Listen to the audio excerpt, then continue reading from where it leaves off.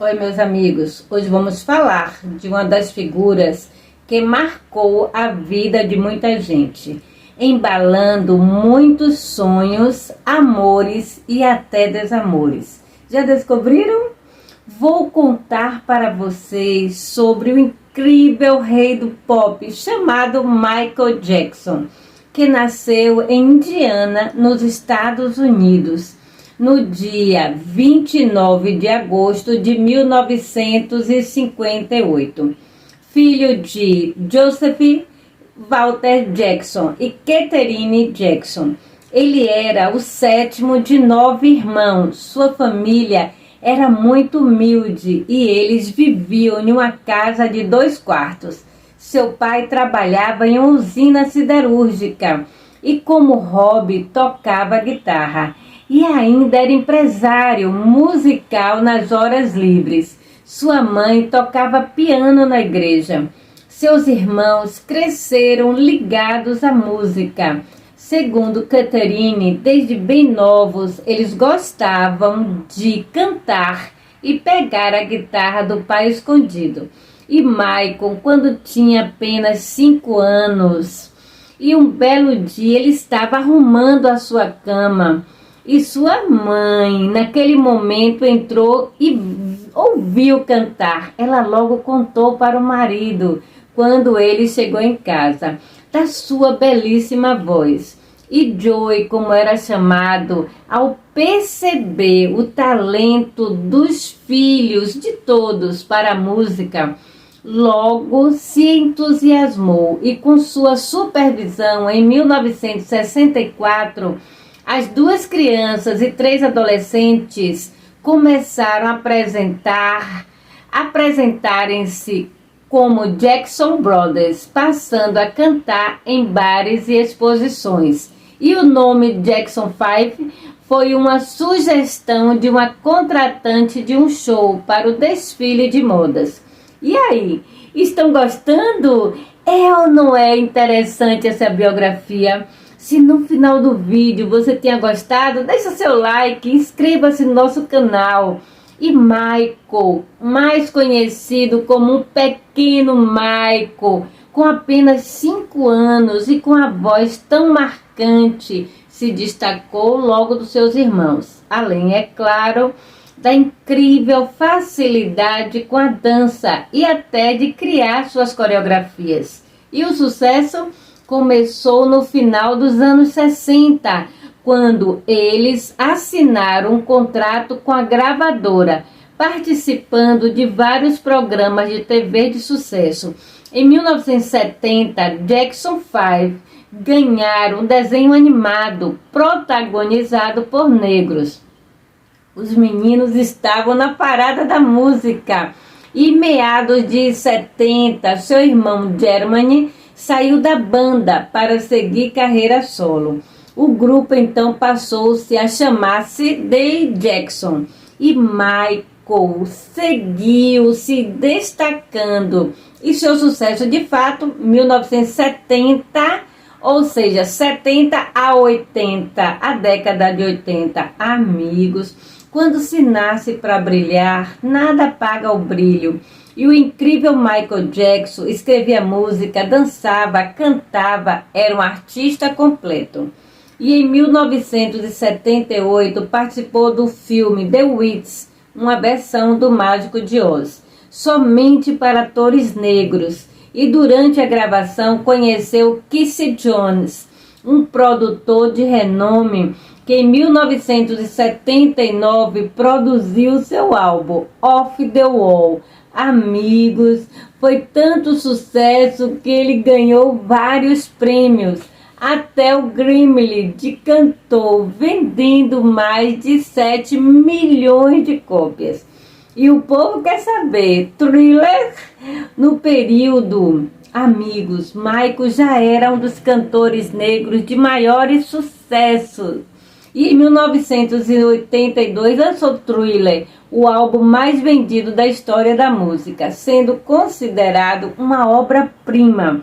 E assim ele tornou-se o principal cantor negro do mundo. E tem mais. Nesse momento nasceu o clássico o clássico, aquele clássico passo moonwalk, onde o bailarino se mexe para trás, parecendo caminhar, virando assim a sua marca registrada. Foi um sucesso estrondoso. Em 1984, o rei do pop foi chamado para fazer um comercial para a Pepsi. Ele teve um acidente durante a gravação, tendo queimaduras de segundo e terceiro graus. Por conta dessa queimadura, justamente no couro cabeludo, tendo que fazer uma cirurgia de enxerto de pele e implante de cabelo.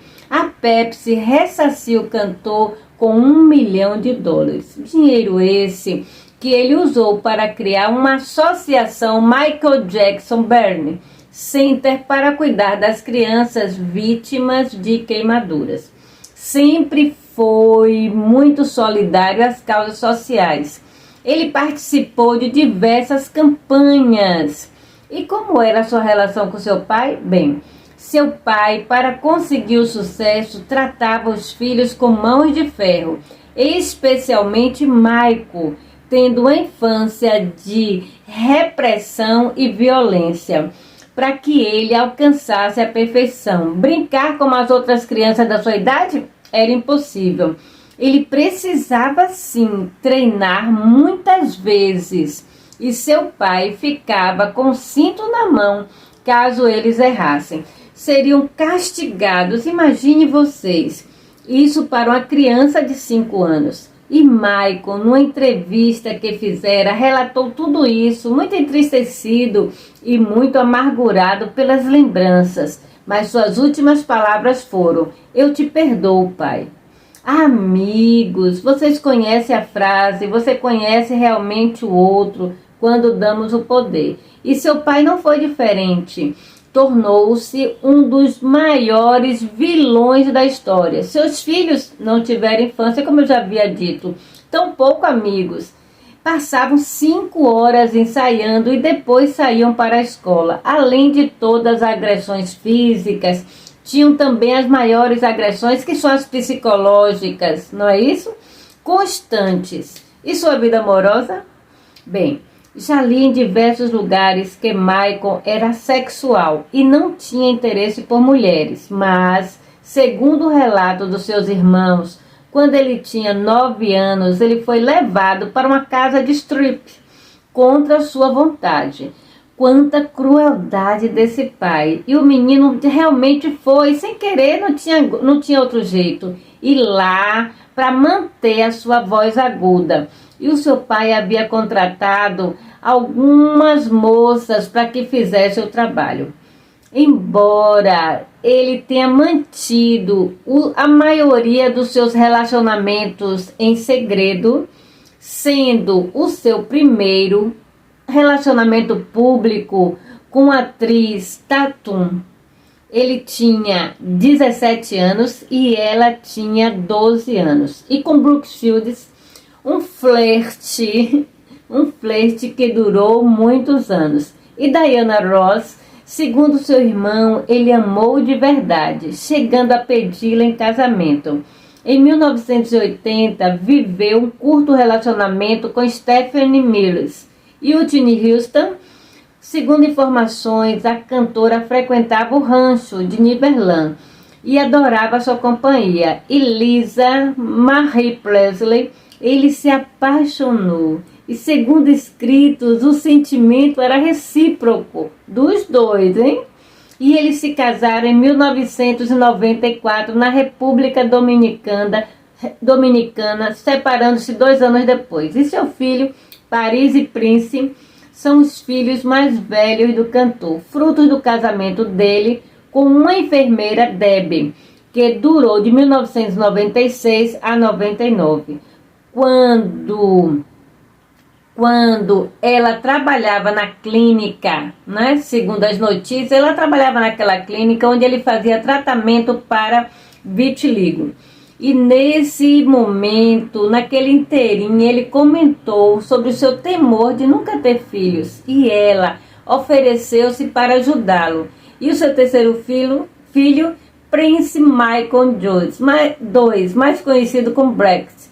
E já ouviram falar? Tenho certeza que sim. E tem um outro, um dançarino norueguês, que também seria um suposto filho do cantor. Amigos, vocês viram a entrevista de Xuxa? Segundo ela, ele também queria ter filhos com ela, pedindo até em casamento. E porque ele ficou branco, segundo informações, ele tomou essa decisão depois de ter descoberto a vitiligo. Ele havia tomado medicações para acelerar o seu processo. E porque gostava de usar luvas? Isso, há diversas informações. Segundo o diretor de design, ele amava as luvas. E a cirurgia do nariz? Foi a primeira de uma série de transformações completamente, mudando a sua aparência completa, fazendo com que o seu nariz ficasse cada vez menor. Eu acredito que tudo isso se deu por conta do seu pai. Tudo isso, com certeza, ele viveu na infância, trouxe esses traumas para ele na fase adulta. E o dinheiro é uma questão polêmica. A maior parte da família passou anos dependente dele. E os irmãos, como viram o seu sucesso, com muitos ciúmes, ou seja, inveja. O seu irmão mais velho cultivou por anos ressentimentos. E a história de Neverland? Amigos, a sua terra do nunca. Logo que a viu, ele apaixonou-se. Ele estava, imagine vocês, gravando com Paul McCartney, né? E ele, assim que viu, apaixonou-se, comprou aquele lugar e construiu o sonho de uma criança reprimida, transformando assim em realidade. Ele adorava levar para o seu rancho as crianças carentes. E o tratamento que deixou branco para vitiligo continuou por um bom tempo. E ele, no seu testamento, deixou para os seus 3 filhos 40%, mais 40% para sua mãe e 20% para os seus irmãos. E como foi sua morte? Bem, ele morreu no dia 25 de junho de 2009, aos 50 anos, sendo a causa de sua morte intoxicação aguda por propofol e benzodiazepina, um remédio para dormir. A sua mistura provocou uma parada cardiorrespiratória. E para finalizar o vídeo, deixo a seguinte frase: uma hora dessas você chora e se sente sozinho, sabe? Todo esse amor está lá fora, mas por dentro você se sente sozinho e preso. Mas não pode sair, não pode ir numa livraria ou até mesmo numa boate. Eu acho que eu nem gosto de boates. É isso aí, amigos. Sobre suas últimas notícias, sobre o processo que enfrentou, não comentei aqui. Falei apenas do artista, da arte que envolveu. Aquele menino tão reprimido, o menino showman. Se gostou, deixe seu like, inscreva-se no nosso canal. Isso é muito importante para todos nós. Um forte abraço.